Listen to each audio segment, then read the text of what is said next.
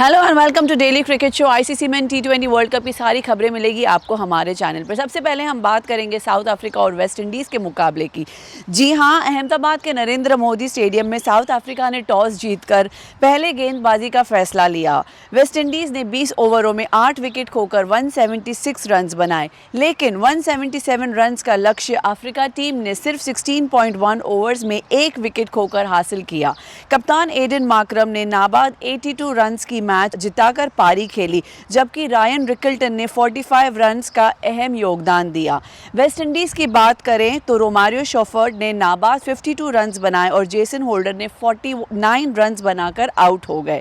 खास बात ये रही कि एक समय वेस्ट इंडीज की टीम 83 रन्स पर 7 विकेट्स गंवा चुकी थी, लेकिन होल्डर और शर्फेन ने 8वें विकेट के लिए 89 रन्स का रिकॉर्ड की साझेदारी कर टीम को 170 के पार पहुंचाया। आगे बढ़ेंगे और हम बात करेंगे इंडिया और जिम्बाब्वे की। जी हां, टी20 वर्ल्ड कप के सुपर 8 में भारत ने पहली जीत दर्ज कर ली है। चेन्नई के चपॉक स्टेडियम में खेले गए मुकाबले ने टीम इंडिया ने जिम्बाब्वे को 72 रन से हराकर सेमीफाइनल की दौड़ को रोमांचक बना दिया है। जिम्बाब्वे के कप्तान सिकंदर रजा ने टॉस जीतकर पहले गेंदबाजी का फैसला किया, लेकिन भारतीय बल्लेबाजी ने इससे गलत साबित कर दिया। भारत ने 20 ओवर में 4 विकेट्स पर 256 रन्स बना दिए। ये टी20 वर्ल्ड कप के भारत का अब तक का सबसे बड़ा स्कोर है। अब हमारे साथ जुड़ेंगे हमारे international sports journalist Shaneer Siddiqui और Asadullah Khan, former Afghanistan player and coach. Shaneer sir, सबसे पहले इंडिया जीती, उसके लिए बहुत बहुत बधाइयाँ। बट सबसे पहले हम बात करेंगे साउथ अफ्रीका की जो जीत हुई है, जिसका सभी को बहुत बेसब्री से इंतज़ार था। दूसरी लगातार जीत, अहमदाबाद ऑफ कोर्स लकी है साउथ अफ्रीका के लिए, इसके लिए आप क्या कहेंगे? देखिए, साउथ अफ्रीका कल जिस तरह से खेला है ना, वो एक खूंखार शेर की तरह खेला है। क्योंकि जो वेस्ट इंडीज़ का स्कोर था 176 छोटा स्कोर नहीं था, और वो भी सुपर 8 में वेस्ट इंडीज़ भी अच्छा करता हुआ आ रहा था और एक ठीक ठाक बॉलिंग लाइनअप है उनके पास। उसके अगेंस्ट में महज 3 विकेट के ऊपर आपने ये स्कोर अचीव कर लिया, और वो भी 16 ओवर और 1 गेंद भी 16.1। तो ऐसा लगा था कि शायद साउथ अफ्रीका को स्ट्राइक रेट की जल्दी है ठीक करने की। जो काम कल इंडिया को करना था वो कल अफ्रीका कर रहा था। तो कि जिस तरह से उन्होंने खेला ना, लगा था कि उनको स्ट्राइक रेट अपना जो है वो बैलेंस करना है, सुधारना है। मतलब धड़ाधड़ आए, मारना शुरू किया। 1 विकेट महज उनका गिरा और उन्होंने 16 ओवर में जो है 177 का स्कोर जो है वो बना के, देखिए, कॉन्फिडेंस बराबर किया। जैसे वो मैचेस जीते हैं, हाँ, जैसे वो मैचेस जीते हैं। स्टार्ट उन्होंने अफगानिस्तान से किया, एक बहुत ही अच्छा मैच खेला उन्होंने, अच्छा मैच जीता। उसके बाद से वो उन्होंने किसी भी टीम को हराया, इंडिया को भी हराया, बड़ी टीमों को हराया। अब कॉन्फिडेंस लेवल उनका इतना ऊपर है, अगर वो सेमीफाइनल में फिर से ओवर कॉन्फिडेंस नहीं होते हैं, कोलैप्स नहीं होता है, तो वो किसी टीम को भी मार देंगे। ये बहुत अच्छी आपने बात कही, क्योंकि उनके साथ तो एक इतिहास का ऐसा काला बदनुमा दाग लगा हुआ है कि हर बड़े टूर्नामेंट के सेमीफाइनल या फाइनल में जाके वो चोक कर जाते हैं, इसलिए उनको चोकर कहा जाता है। बट यहाँ पे इम्पोर्टेंट चीज़ ये कि साउथ अफ्रीका ने कल इंडिया को बहुत बड़ी मदद की, बहुत बड़ा रिलीफ था। अगर वेस्ट इंडीज़ जीत जाती तो इंडिया के लिए बहुत मुश्किल हो जाता सिनेरियो। मेरे ख्याल से इंडिया भी अच्छा स्कोर किया। इंडिया ने भी अपना उसका स्कोर कर दिया था, क्योंकि नेक्स्ट मैच फिर वेस्ट इंडीज़ के साथ था। और थोड़ा सा इंडिया की बॉलिंग जो डेप्थ में थी, जो और ओपनिंग बॉलिंग बहुत अच्छी रही इंडिया की, बहुत ही उन्होंने अपना एज यूजुअल वो करते आ रहे हैं। लेकिन ये कंसर्न है यहाँ पे मिडल ओवर्स में और आखिर के ओवर्स में। तो बहुत इंपॉर्टेंट था कल, क्योंकि कल के मैच में जो वेस्ट इंडीज़ ने किया, इंडिया का अगला मैच वेस्ट इंडीज़ के साथ है, जो कि लिटरली क्वार्टर फाइनल मैच है। अगर exactly. जीते तो सेमीफाइनल में, हारे तो बाहर। अब कल जिस तरह से वेस्ट इंडीज़ खेला, अगर आप देखिए कि उनके 80 के ऊपर उनके जो है 6 विकेट गिर चुके थे। फिर जो है उनका वो रोमारियो शेफर्ड 7 डाउन पे आता है जी, और उसने जो धड़ाधड़ मारा है, 52 रन बनाए उसने कल 37 या 36 गेंदों के ऊपर जी। तो वहाँ से जो स्कोर हुआ वो जंप करके वो 176 हो गया। तो वो ये जो लास्ट में 7 डाउन आके खेला है, तो ये ऐसा बताता है कि ठीक है, वो वेस्ट इंडीज़ की टीम कल हार गई, लेकिन टीम कल आई थी जीतने के इरादे से, खेलने के इरादे से। तो ये इंडिया के लिए कितना बड़ा खतरा होगा अगले। अगर हम वेस्ट इंडीज़ की बात करें तो उनके टेल एंडर ने स्कोर किए हैं। टेल एंडर अगर आपका स्कोर करना शुरू हो जाए या ऐसे मैच को करीब ले जाए, तो फिर आपका बैटिंग ऑर्डर जो है वो कुछ काम का नहीं है। हमने लास्ट शो में भी बात किया था कि वेस्ट इंडीज़ टीम का कोई पता नहीं है। ये ना हो कल 80 पे आउट हो जाए और वो कल 80 पे आउट हम होने कल वाले बात थे, कर रहे थे जी हाँ। कल वो 80 पे आउट होने ही वाले थे। तो अनप्रेडिक्टेबल है वेस्ट इंडीज़ की टीम।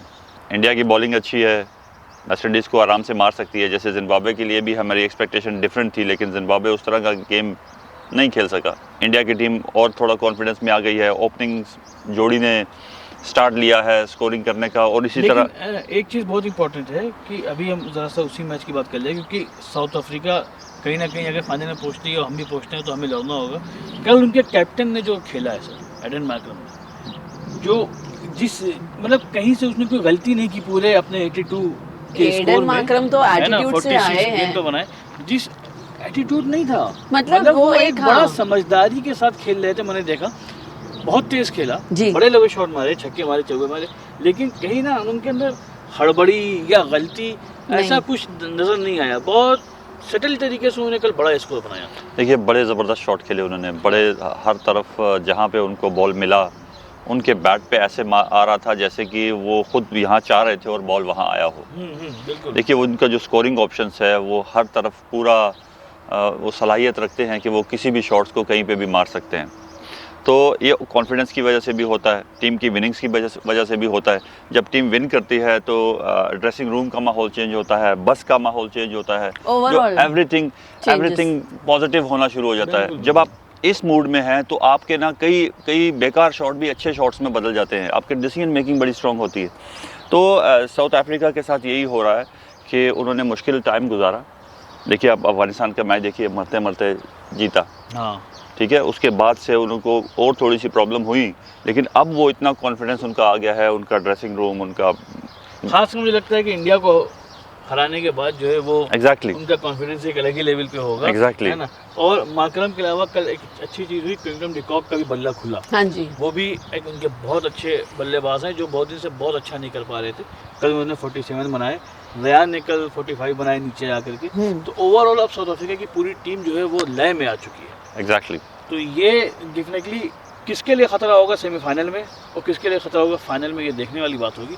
मोस्ट प्रॉब्ली न्यूजीलैंड अगर पहुंचती है या इस ग्रुप से, तो न्यूजीलैंड खेलेगी साउथ अफ्रीका से, इंडिया खेलेगी इंग्लैंड से, ऐसा कुछ इक्वेशन बन रहा है।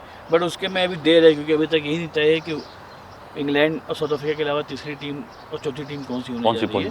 एक अच्छी बात सर ये, अगर आपने गौर किया हो तो एशिया से एक ही अभी है, इंडिया ही है फिलहाल ये ग्रुप्स में। देखिए संजीवनी, इसको मैं बुरी बात मानता हूँ, है ना, क्योंकि हमारे यहाँ इतना क्रिकेट खिलाता है, हमारी टीम वो हम कल बात ही कर रहे थे ना सर कि एक ही टीम जो है वो ऊपर आ चुकी है, वो भी अभी तक मतलब तय नहीं है कि इंडिया खेल ही रही है, क्योंकि अभी वेस्ट इंडीज से उसका एक बड़ा निर्णायक बहुत अहम मैच होने वाला है। लेकिन अगर हम बात करें इस ग्रुप की, जिसमें इंग्लैंड, न्यूजीलैंड, पाकिस्तान, श्रीलंका है, ये ग्रुप भी बहुत इंटरेस्टिंग हो गया है, क्योंकि इंग्लैंड के पास 4 पॉइंट है, वो दोनों मैच जीत के क्वालीफाई कर आए हैं जी। न्यूजीलैंड के पास 3 पॉइंट हैं। वही बात जो आपने उस दिन कही थी कि जब बारिश हुई थी पाकिस्तान न्यूजीलैंड के मैच में, आपने ये बात कही थी कोच साहब कि ये बड़ा नुकसानदेह साबित होगा न्यूजीलैंड के लिए, वही हो रहा है। न्यूजीलैंड के पास 3 पॉइंट है, उसने पाकिस्तान को, श्रीलंका को हराया है। पाकिस्तान के पास महज 1 पॉइंट है जो बारिश से मिला है। न्यूजीलैंड के खिलाफ जो मैच नहीं हुआ उसने इंग्लैंड से वो मैच हार गया था। श्रीलंका के पास अभी तक कोई पॉइंट नहीं। अब आज बहुत अहम मुकाबला है इस ग्रुप के लिए, बहुत अहम मुकाबला है, क्योंकि इंग्लैंड और न्यूजीलैंड का मैच है। दोनों टीमें अपने ग्रुप में बहुत अच्छा कर रही हैं। अगर न्यूजीलैंड इंग्लैंड को हरा देता है तब तो कोई बात नहीं, न्यूजीलैंड के 5 पॉइंट हो जाएंगे, वो आगे बढ़ जाएंगे। लेकिन अगर इंग्लैंड ने न्यूजीलैंड को हरा दिया तो न्यूजीलैंड 3 पॉइंट पे रुका रहेगा। और कल एक मैच है श्रीलंका और पाकिस्तान का, और अगर पाकिस्तान ने श्रीलंका को हरा दिया तो पाकिस्तान के पास भी 3 पॉइंट हो जाएंगे। तो टैली ऐसे बनेगी, अगर के साथ मैं कह रहा हूँ कि अगर आज इंग्लैंड न्यूजीलैंड को हरा दे और कल पाकिस्तान श्रीलंका को हरा दे, तो इस ग्रुप में इंग्लैंड के पास 4 पॉइंट होंगे, न्यूजीलैंड के पास 3 पॉइंट होंगे और पाकिस्तान के पास भी 3 पॉइंट होंगे। और अगर आज की बात करें तो आज न्यूजीलैंड का स्ट्राइक रेट +3.05 है और पाकिस्तान का -0.1 में है, इट्स लाइक 0 में लीजिए आप उसको।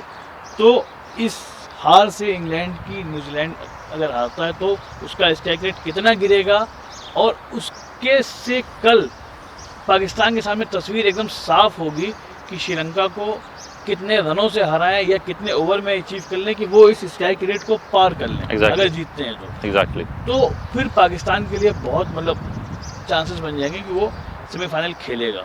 तो अभी उम्मीद मरी नहीं है पाकिस्तान की, मेरा कहने का मतलब नब्ज़ चल ये रही है। नब्ज़ चल रही है और पूरा दारोमदार आज इंग्लैंड के ऊपर है।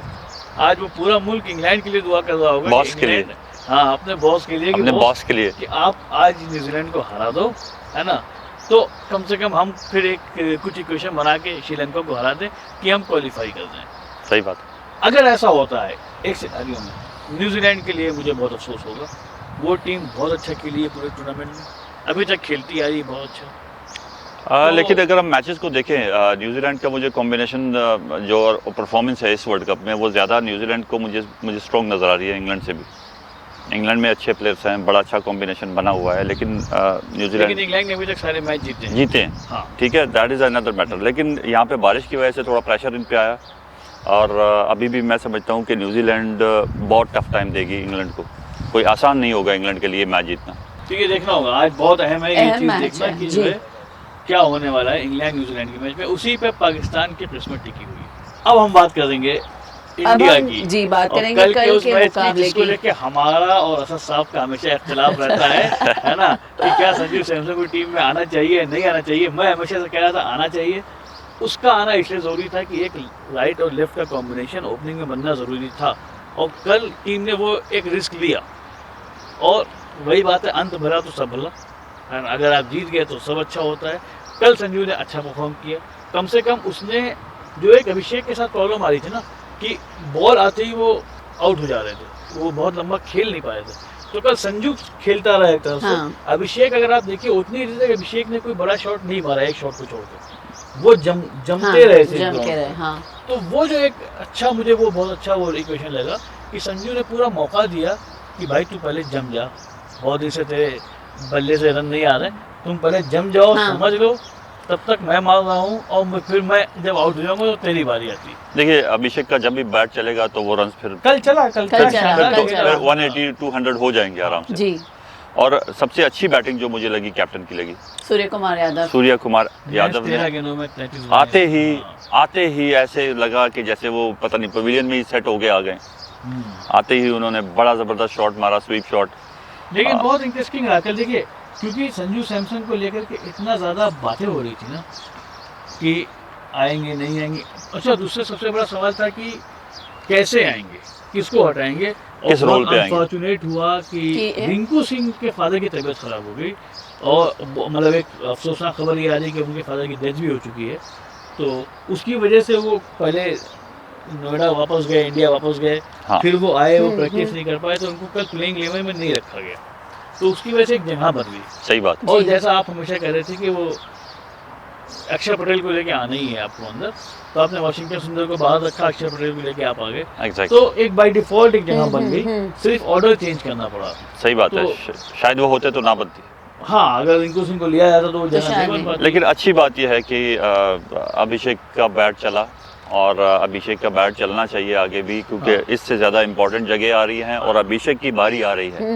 बिल्कुल, तो ये अच्छा रहा कल तो कल एक संजू सैमसन ने क्या शॉट मारा था, मतलब आपको याद होगा बैकफुट पे जाके वो सीधे मार दिया। सीधे मार दिया था एकदम। मुझे विराट कोहली के छक्के की हाँ, याद आ गई, मतलब exactly. कुछ उसकी कॉपी कर दी थी उसने पूरी यार।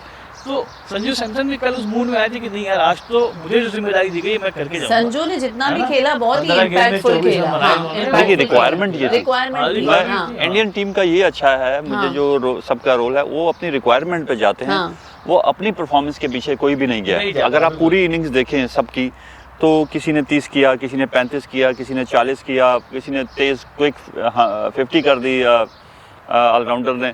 तो इसको देखते हुए अगर कोई भी दूसरी टीम होती तो वो अपने 100 स्कोर के लिए जाती। तो यहाँ पे इंडिया में ये अच्छी बात है कि हर कोई टीम के लिए खेल रहा और था। दोनों मैच में नामीबिया के खिलाफ भी उन्होंने वैसे ही बैटिंग की थी, इम्पैक्टफुल, और कल भी की। तो हम उम्मीद करते हैं कि शायद अगले मैच में यही कॉम्बिनेशन जाएगा। और ईशान किशन को जो 1 डाउन लेके आए, ईशान किशन ने भी मारा कल, हाँ जी, है ना, हाँ। क्या अच्छे शॉट खेले उसने। सबने खेला। सर, और ये तिलक बनाया। का स्ट्राइक रेट के बारे में हम बात कर रहे थे, वो भी उसमें भी कल सुधार दिखाई कल दिया। सुधार दिखाई दिया। Exactly. यही तिलक वर्मा जब फर्स्ट ग्राउंड आ रहे थे तो हाँ। कितना स्लो खेल रहे थे, हर जगह क्रिटिसिज्म हो रहा था। जब और- उनको नीचे भेजा गया तो उन्होंने 16 गेंद बहुत में अच्छी 44 batting रन मार दिए। हाँ, हाँ। ईगो पे आई या थिंक तो सबके यही हर्ट काम हो हार्दिक गए। ने हार्दिक ने भी बहुत हार्दिक ही मैन ऑफ द बहुत ही मैच थे, अच्छा बहुत खेला। अच्छा खेला। हार्दिक ने तो खैर 50-50 मारी, बहुत लेकिन अच्छा खेले। कल आप सही कह रहे हैं, तिलक वर्मा ने कल कितना फास्ट खेला।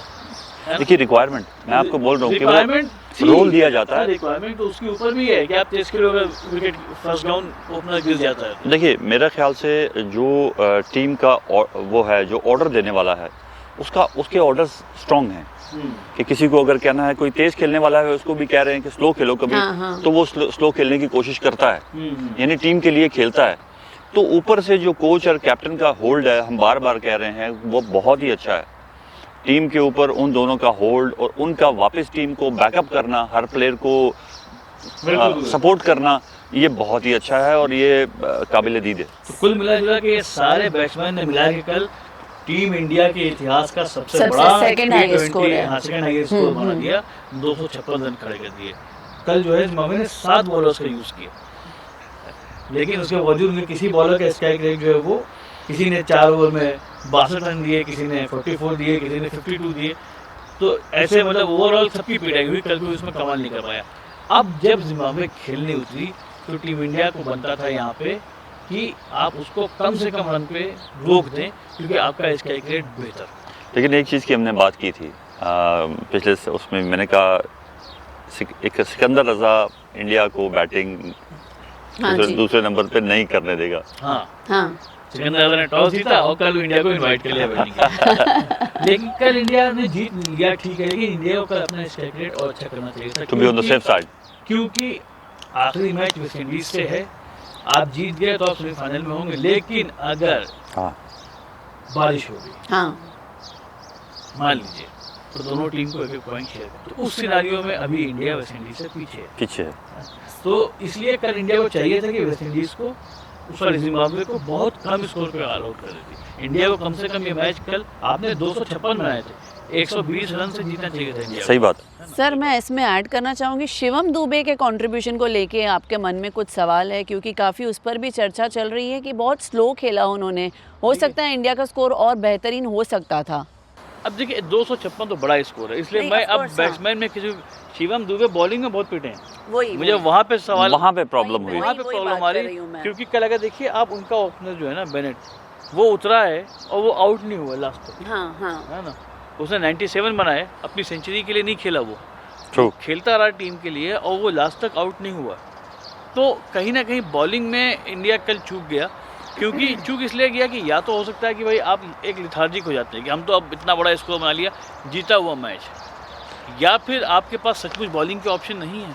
देखिए इस ऑप्शन पे इनको गौर करना चाहिए, क्योंकि आगे और मुश्किल मैच आ रहे हैं, और डेथ बॉलिंग और मिडल ओवर्स, जैसे हमने कल बात भी की थी कि मिडल ओवर्स में किसी भी टीम को पकड़ना है वहाँ पर, हाँ, वहाँ पे उनको स्लो करना है। एग्जैक्टली वहाँ पे उनको स्लो करना है। शुरू में वो आपके 2 बॉलर्स आपका पूरा सपोर्ट कर रहे हैं, लेकिन बीच में और डेप्थ में आपको सपोर्ट चाहिए। बीच में तो बहुत ज़्यादा सपोर्ट चाहिए। आप सारे मैचेस देखिए, इंडिया को बीच में ज़्यादा अच्छी सपोर्ट नहीं मिल रही है, तो इस जगह पे इंडिया को सोचना चाहिए। और मेरे ख्याल से हमने पिछली उसमें भी कहा कि एक बार कुलदीप यादव को ट्राई करना चाहिए, ट्राई करना चाहिए। कल शिवम दुबे ने 2 ओवर में 46 रन दिए, जो कि यूजुअली एक बॉलर 4 ओवर में देता है। तो इसलिए ये एक बहुत बड़ा कंसर्न है। तो अब अगर आप कह रहे हैं कि अगला मैच है वेस्ट इंडीज़, उसके पहले हम एक बार टैली देख लें, क्योंकि उसके बाद हमको मालूम होगा ये मैच क्यों इम्पोर्टेंट है। क्योंकि साउथ अफ्रीका 2 मैच जीत के 4 पॉइंट के साथ ऑलरेडी क्वालिफाई कर चुका है। वेस्ट इंडीज़ के 2 पॉइंट हैं, एक हारा है, एक जीता है। इंडिया के पास 2 पॉइंट हैं, एक हारा है, एक जीता है। जिम्बाब्वे के पास कोई पॉइंट नहीं है, वो अपने दोनों मैच हार चुका है। 1 मार्च को इंडिया वर्सेस वेस्ट इंडीज़ है और south Africa versus Zimbabwe. South Africa versus Zimbabwe के मैच का कोई रिलेवेंस नहीं है, क्योंकि साउथ अफ्रीका ऑलरेडी 2 मैच जीत चुका है, तो वो आगे निकल जाएगा। लेकिन इंडिया और वेस्ट इंडीज़ में से जो जीतेगा वो जाएगा। ट्रू। तो अगर एक सिचुएशन मान के चलते हैं कि बारिश हो, तो अभी जो सिनारियो है उसमें इंडिया का स्ट्राइक रेट माइनस में है और वेस्ट इंडीज़ का +1 में। बहुत फ़र्क नहीं है, लेकिन फ़र्क है। तो अगर बारिश हो जाती है, एक पॉइंट बढ़ जाता है, तो वेस्ट इंडीज़ ऑटोमेटिकली क्वालिफाई कर जाएगी सेमीफाइनल के लिए। तो इसलिए सबसे पहले तो हम ये दुआ करें कि 1 मार्च को मौसम साफ हो, अच्छा मौसम हो और इंडिया जीते, क्योंकि अब मामला स्ट्राइक रेट का नहीं रह गया, अब आपको जीतना ही जीतना है। बिल्कुल। और वेस्ट इंडीज़ को फंसाने के लिए बहुत ज़रूरी है कि एक रिस्क स्पिनर टीम में हो। एग्जैक्टली, चैनामैन हो, डिफरेंट टाइप है, चैनामैन का होना बड़ा इंपॉर्टेंट तो है। वहाँ पे कुलदीप यादव का रोल बहुत अहम हो जाता है कि अगर हम बैटिंग में यही ऑर्डर लेके चलते हैं तो कुलदीप यादव को हम कहाँ फिट करेंगे, एग्जैक्टली, बड़ा सवाल है ना। क्योंकि अभी कोई अब इस प्लेइंग 11 में जो कल खेली है, मुझे नहीं लगता कोई हटने वाला, ये किसी के हटने की गुंजाइश है कहीं। क्योंकि अगर भले ही वो शिवम दुबे कल पिट गए, लेकिन बैटिंग भी तो करते हैं। एक मैच में उन्होंने अकेले जिता है आपने दम पे, हाँ जी, या आगे तक ले गए थे, वो जीत नहीं पाया था इंडिया, लेकिन वो मैच को एक रिस्पेक्टेबल नंबर तक ले गए थे। तो किसको हटाएगी टीम इंडिया अगर लेके आना, ये चक्रवर्ती को स्पिनर, वो भी एक ऑप्शन हो ये, वो भी लेग स्पिनर हैं, राइट आर्म लेग स्पिनर हैं, और उन्होंने कल स्कोर भी काफ़ी खाया। हाँ, कल उन्होंने अच्छी पिटाई हुई इनकी। हाँ। और इसके पहले भी वो बहुत पिटाई इनकी हो चुकी है साउथ अफ्रीका। एग्जैक्टली, वो सारे इवेंट में, सारे मैचेस में उनको स्कोर बन रहा है, यानी उनको उनसे अच्छी जगह पे बॉल पिच नहीं हो रहा है, अच्छी जगह को वो नहीं मार पा रहे हैं। तो मेरे ख्याल से एक चांस कुलदीप को देना चाहिए। Kuldeep different type of bowler है, क्योंकि अगर आप किसी भी टीम को देखें, इसमें चैनामैन बहुत कम होते हैं कि जिसके अगेंस्ट वो ज़्यादा प्रैक्टिस कर सकें। लेग स्पिनर और लेफ्ट आर्म स्पिनर हर जगह होते हैं, वो नॉर्मल होते हैं, तो उसके अगेंस्ट आप अच्छी प्रैक्टिस कर सकते हैं। लेकिन चैनामैन बॉलर्स जो डिफरेंट टाइप ऑफ बॉलर्स होते हैं, उनके अगेंस्ट ज़्यादा आप प्रैक्टिस नहीं कर सकते हैं। आपको कुछ नया करना होता है जहाँ पे आप फंस भी सकते हैं और विकेटें भी दे सकते हैं। तो ये एक सजेस्ट चेंज है जो टीम इंडिया कर सकता है वेस्ट इंडीज़ को फंसाने के लिए, कि वरुण चक्रवर्ती को बाहर करके वो कुलदीप यादव को टीम में, बाकी टीम एज इट इज़ खेलनी वेरी गुड। चाहिए। क्या टीम इंडिया ने बहुत देरी कर दी ये नया फॉर्म, नया कॉम्बिनेशन लाने के लिए? आगे बढ़ते हुए क्या इसी कॉम्बिनेशन को हम मेंटेन करेंगे? वरुण चक्रवर्ती और शिवम दुबे आएंगे आगे खेलने, या कुलदीप यादव को मौका मिलेगा? देखने के लिए बने रहिए हमारे साथ।